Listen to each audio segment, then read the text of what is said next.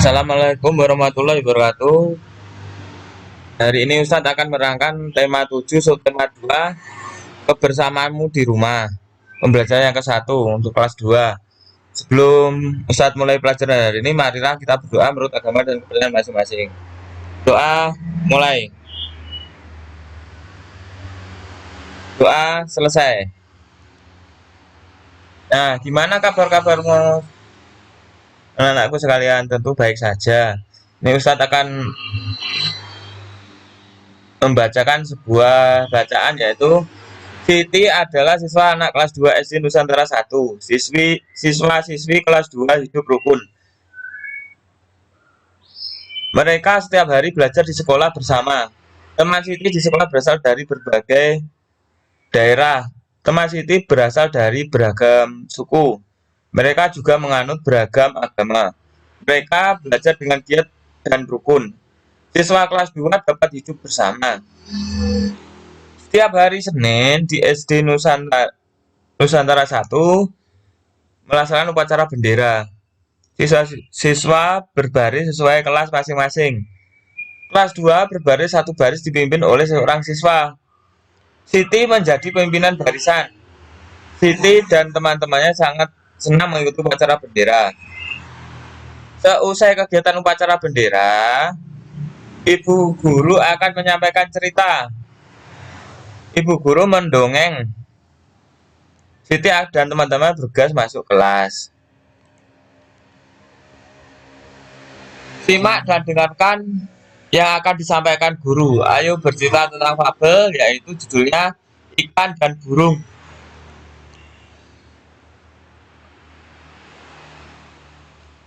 Di sebuah hutan hiduplah dua binatang yang saling bersahabat.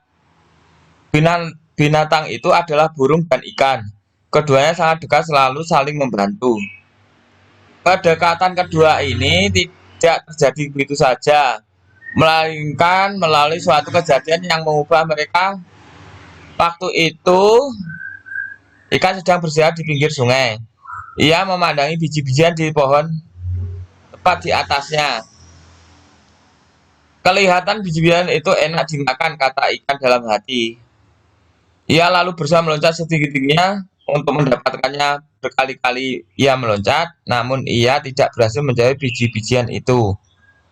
Ia hanya bisa memandangi biji-bijian itu. Saat sedang memandangi biji-bijian itu, perhatiannya teralih oleh seekor burung yang terbang ke sana kemari. Tuhan, engkau kenapa tidak memberiku sayap untuk terbang agar aku meraih biji-bijian itu? Kata si ikan dalam hati. Kita tinggalkan si ikan dan beralih ke burung. Setelah berterbangan, burung-burung lalu hinggap di salah satu dahan pohon di pinggir sungai untuk beristirahat. Saat itu ia melihat ke air. Di dasar air sungai itu, ia melihat banyak sekali cacing bergeliatan. Kelihatannya cacing-cacing itu enak dimakan, kata burung dalam hati. Ia lalu berusaha masuk ke dalam air untuk menyelam dan menangkap cacing itu. Namun ia tidak berhasil karena ia tidak bisa berenang. Ia hanya bisa memandangi cacing itu dari atas pohon. Saat sedang memandangi cacing di dalam air, perhatiannya teralih pada ikan sedang berenang di dalam air. Tuhan, kenapa engkau tidak memberiku ekor dan sirip untuk berenang agar aku bisa meraih cacing-cacing dalam air itu? Kata burung dalam hati. Akhirnya ikan dan burung saling tahu kesulitan masing-masing. Berkali-kali si ikan melihat burung menyelam ke air untuk mendapatkan cacing. Demikian pun si burung berkali-kali melihat ikan meloncat-loncat mendapatkan biji-bijian. Lalu mereka berkenalan. Ikan, apakah kau menginginkan biji-bijian ini? Kata burung. Benar, tapi aku tidak punya sayap sepertimu sehingga tidak bisa terbang mendapatkan biji-bijian itu, jawab si ikan. Aku juga menginginkan cacing di dasar sungai, tapi aku tidak punya sirip sepertimu sehingga tidak bisa mendapatkan cacing-cacing itu, balas si burung. Bagaimana jika kau membantuku mengambilkan bijian itu dan aku akan membantumu mendapat caping-cacing di dasar sungai? Ajak si ikan. Wow, ide bagus. Aku setuju, sahut si burung. Akhirnya ikan dan burung menjadi sahabat dan saling membantu. Dongeng adalah cerita belum diketahui kebenarannya. Nah, yang salah satu unsurnya dongeng adalah fabel, yaitu cerita yang tokohnya hewan atau binatang. Contohnya, kesedikatan membawa kebaikan, bebek selalu hidup rukun, ikan dan burung kancil mencuri timun. Ciri-ciri fabel: A. Menggunakan hewan sebagai tokoh cerita. B. Tokoh hewan memiliki karakter dan sifat seperti manusia. C. Memiliki alur cerita. D. Memiliki pesan-pesan di dalam ceritanya. Dalam dongeng ada unsur-unsurnya, yaitu A. Tokoh, yaitu berperan dalam cerita.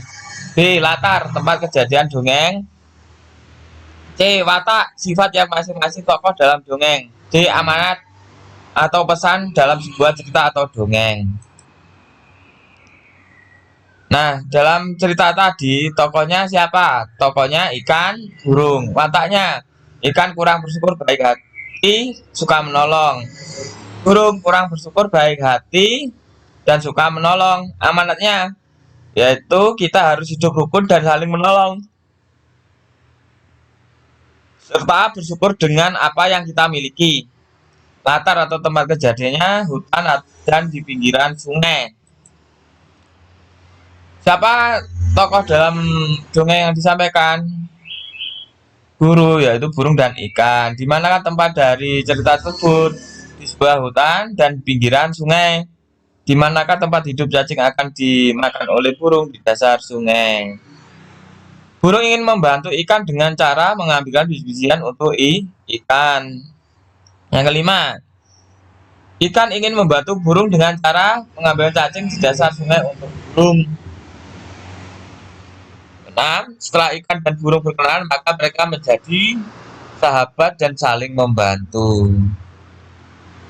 Nah, tuliskan contoh-contoh sikap hidup rukun di kelas. Nah, contohnya sikap mencerminkan kerukunan di sekolah antara lain: 1. Saling membantu satu sama lain dalam proses belajar dan bersaing secara sehat di kelas. Kedua, tidak membedakan pertemanan, bersifat baik dan sopan pada siapapun. Ketiga, tidak terdapat konflik, senantiasa diselesaikan dengan kepala dingin. 4. Menawarkan bantuan semampunya jika ada teman yang kesusahan. Kelima, toleran terhadap siswa yang beragama lain di sekolah. Keenam, gotong royong dalam membersihkan kelas atau sekolah. Nah, tuliskan contoh sikap hidup kelas. Jadi contohnya, saling menghargai apabila kita berbeda pendapat dengan teman. Kita tidak boleh memaksakan kehendak kita. Kedua, bertutur kata yang sopan dan perilaku yang santun. Ketiga, saling membantu apabila ada kesulitan, misalnya meminjamkan alat tulis pada teman yang kita terlupakan membawa.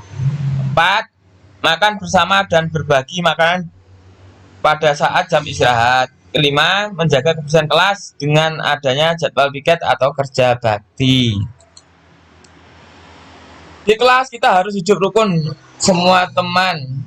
Manfaat hidup rukun dengan teman adalah: 1. Mempunyai banyak teman, tidak terjadi pertengkaran, terciptanya persatuan.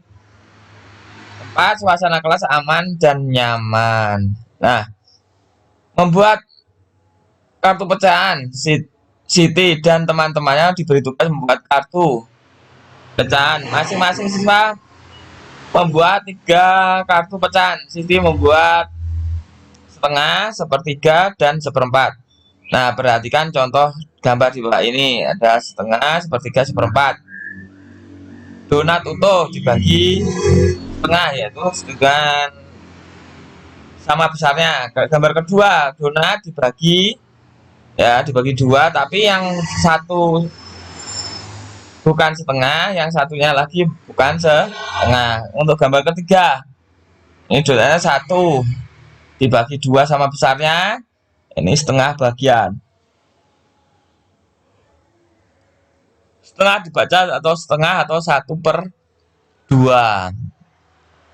Dalam membuat pecahan, membagi gambar harus sama besar. Perhatikan gambar di bawah ini. Nah, ini gambar satu, gambar yang tidak sama besarnya. Gambar kedua, pembagian sama besarnya. Maka gambar satu bukan pecahan setengah, gambar dua adalah pecahan setengah. Nah, perhatikan kumpulan gambar berikut.